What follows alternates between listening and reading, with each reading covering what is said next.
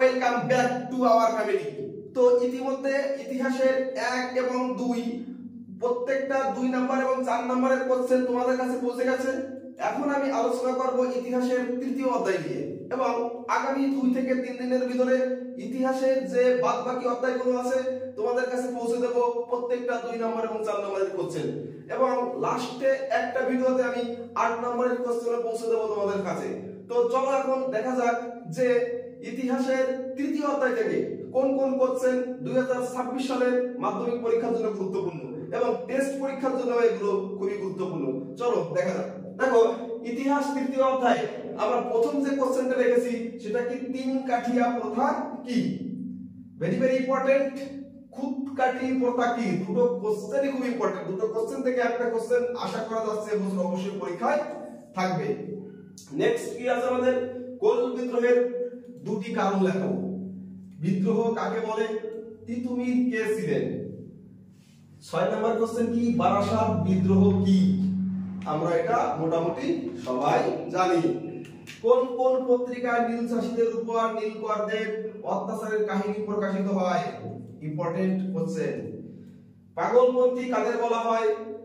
নীল বিদ্রোহে খ্রিস্টান মিশনারিদের ভূমিকা কিরূপ ছিল এবং ফরাজি আন্দোলন কি নিছক একটা ধর্মীয় আন্দোলন ছিল, অর্থাৎ ফরাজি কি ধর্মীয় আন্দোলন ছিল নাকি এর পিছনে লুকিয়ে ছিল কোনো রাজনৈতিক কারণ। তো দেখা যাচ্ছে কি যে এই যে 10টা 2 নম্বরের কোশ্চেন আছে, এই 10টা কোশ্চেন পড়লেই আমরা আশা করি আমাদের পরীক্ষায় আমরা অবশ্যই কমন পাবো। এবং নেক্সট আমরা দেখি 4 নম্বরে কি কি ইম্পর্টেন্ট কোশ্চেন আছে 2026 এর জন্য।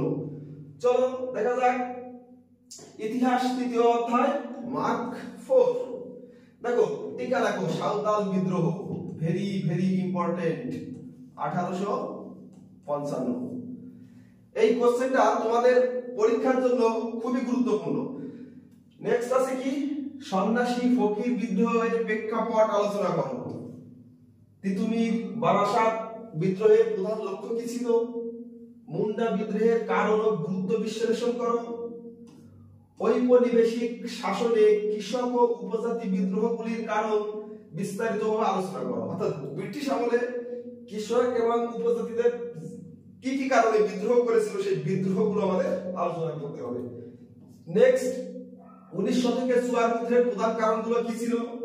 নীল বিদ্রোহ ঘটেছিল কেন, এই বিদ্রোহের বৈশিষ্ট্য বিশ্লেষণ করা। আমরা মোটামুটি সবাই জানি নীল বিদ্রোহ ঘটার কারণ, কেননা নীল চাষীদের উপরে যে অমানবিক অত্যাচার ব্রিটিশরা অর্থাৎ নীলকররা করেছিল, সেই অত্যাচারের প্রতিবাদ স্বরূপ নীল বিদ্রোহ সংগঠিত হয়েছিল। তো এই ছিল তোমাদের ইতিহাস তৃতীয় অধ্যায়ের গুরুত্বপূর্ণ 2 নম্বর এবং 4 নম্বর কোশ্চেন।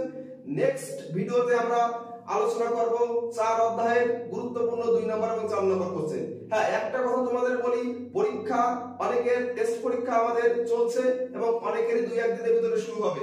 দেখো, আমরা কিন্তু এই কোশ্চেনগুলো 2026 এর মাধ্যমিক পরীক্ষাকে কেন্দ্র করে তৈরি করছি। এবং হ্যাঁ, টেস্ট পরীক্ষা যেহেতু স্কুল ভিত্তিক হয়, সেক্ষেত্রে অনেক সময় এই কোশ্চেনগুলো আমাদের কি হয়, স্কুল ভিত্তিক কোশ্চেন তো স্কুলের প্যাটার্ন অনুযায়ী করে অনেক সময় এইগুলো ফলো করা হয় না। তো তোমাদের কাছে যে সময়টা আছে তোমাদের বেস্ট দিয়ে লেখাপড়া শুরু করো। আশা করি তোমাদের পরীক্ষা অবশ্যই ভালো হবে। ধন্যবাদ।